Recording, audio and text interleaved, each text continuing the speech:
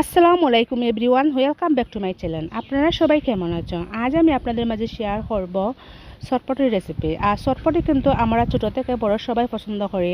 আর বাড়িতে যদি সুস্বাস্থ্যকর পরিবেশে এই চটপটিটা যদি বানিয়ে নেওয়া যায় তাহলে তো আর কোনো কথাই নেই। আর কথা না বাড়িয়ে চলে যাচ্ছি মূল রেসিপিতে। ভিউয়ার্স, এখন নিয়ে নেব চটপটির বুট। আর এই বুট দিয়ে কিন্তু আপনারা রান্না করে খাইতে পারতাম। তারপরে এগুলোকে আমি এখন পানির মধ্যে ভিজিয়ে রেখে দেবো। আর এখানে আমি 1 কাপ বুট নিয়েছি।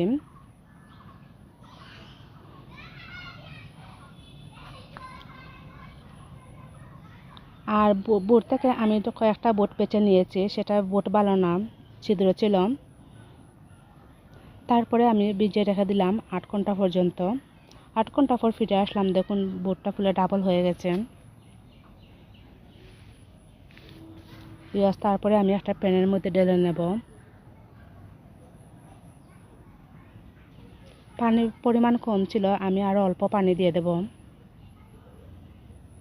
এখানে আমি পানির পরিমাণটা বেশি দিয়েছি, রান্না করার পর সেটা আরও শুকিয়ে আসবে। বিয়াস এ পর্যায়ে দিয়ে দেবো আমি একটা পেঁয়াজ কুচি করে কেটে দিয়েছি, আর একটা আলু ছোটো ছোটো করে কেটে দিয়েছি। বিয়াস তারপর ঢাকনা দিয়ে রেখে দেবো। আর অফ ক্যামেরায় আমি এই বুটগুলো রান্না করে নেব।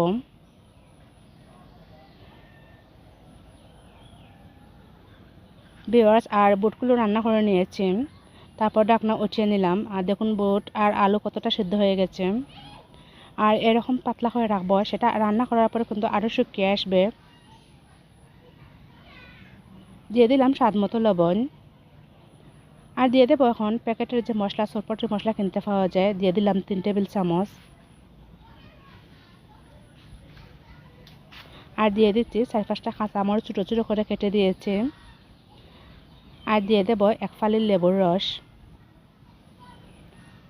আর দিয়ে দিচ্ছি এখানে তেঁতুল, অল্প তেঁতুল আমি পানি দিয়ে ভিজিয়ে আর সেটার পিওর দিয়ে দেবো, আর বিচিগুলো ফেলে দেবো। বলক আসার পর আরও 3-4 মিনিটের মতো রান্না করে নেব। আর অন্যদিকে আমি এখন একটা বাটির মধ্যে নিয়ে নিলাম ময়দা 1 কাপ ফুচকা বানানোর জন্য। তারপর দিয়ে দেবো 1 চিমটি লবণ। আর দিয়ে দিচ্ছি চিনি 1/2 টেবিল চামচ। এতে করে আমি যখন ফুচকা ভাজবো অনেক মুচমুচে হবে। আর দিয়ে দিলাম একটু সাদা তেল, দিয়ে সবটা একসাথে মাখিয়ে নেব। তারপরে অল্প পানি দিয়ে এই ডোটা মেখে নেব।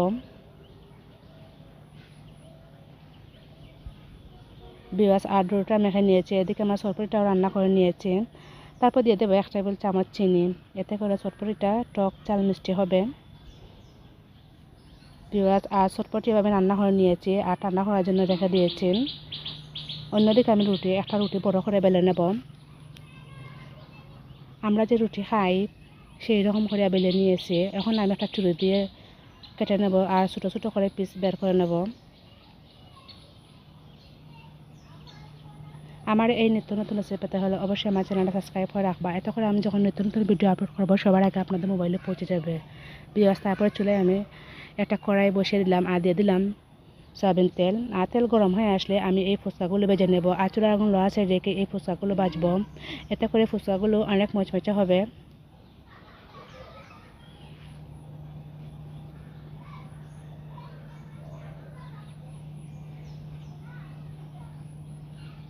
তারপরে একটা পেঁচালা দিয়ে আমি উল্টে পাল্টে দিচ্ছি।